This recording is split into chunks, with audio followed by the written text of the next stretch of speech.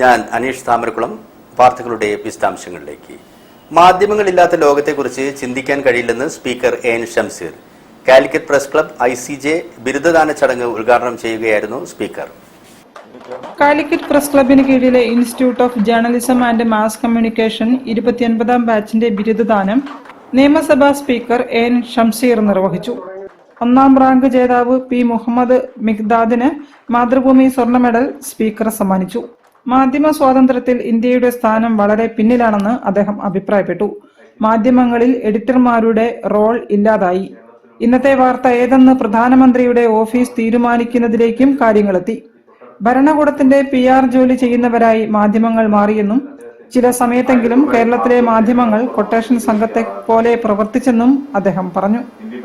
സത്യം എല്ലാ കാലത്തും വിളിച്ചു പറയാൻ മാധ്യമങ്ങൾക്ക് കഴിയണമെന്നും അദ്ദേഹം കൂട്ടിച്ചേർത്തു. മഹാത്മാഗാന്ധിയുടെ വാക്കുകൾ നിങ്ങളുടെ മനസ്സിൽ എപ്പോഴും ഉണ്ട്. അദ്ദേഹം പറഞ്ഞത് മാധ്യമങ്ങൾ ഭരണകൂടത്തിന്റെ സ്തുതിപാഠകരായി മാറിയാൽ ആ ഭരണകൂടം ഡിക്റ്റേറ്റർഷിപ്പിലേക്ക് ആ രാജ്യത്ത് നയിക്കുമെന്നുള്ളതാണ്. അത് 47 നവംബർ 26 ഗാന്ധി പറഞ്ഞതാണ്. പിന്നീട് പല ഘട്ടങ്ങളും നമ്മൾ കണ്ടു. എമർജൻസി പീരിയഡിലെങ്കിലും ഈ രാജ്യത്തെ കുറച്ചു കാലമെങ്കിലും ഡിക്റ്റേറ്റർഷിപ്പിലേക്ക് നയിക്കാൻ കാരണമായിരുന്നു ആ പ്രവർത്തനം തന്നെയാണ്. അന്നായിരുന്നു ഈ രാജ്യത്തിന്റെ പിന്നീട് ഉപപ്രധാനമന്ത്രി വരെ പദം അലങ്കരിച്ച കേജ്രിവാൾ പറഞ്ഞത്. മാധ്യമങ്ങൾ കുനിയാൻ പറഞ്ഞപ്പോൾ എഴഞ്ഞു. When they asked to bend, they crawled. അത് അദ്ദേഹത്തിന്റെ വളരെ പ്രമാദമായൊരു പ്രയോഗമാണ്. അതുകൊണ്ട് കുനിയാൻ പറഞ്ഞാൽ എഴുന്നവരായി നമ്മൾ മാറാൻ പാടില്ല. Press club president EP Muhammad അധ്യക്ഷനായിരുന്നു.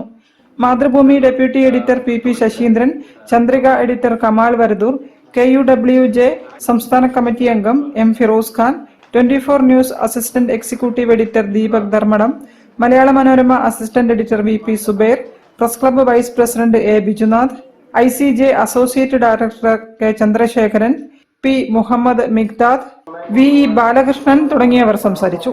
Press club secretary PK Sajith സ്വാഗതവും joint secretary O Sayyid Ali Shihab നന്ദിയും പറഞ്ഞു. News bureau, Kozhikode. കേരളത്തിലെ പൊതുജന ആരോഗ്യ മേഖല വികസിത രാജ്യ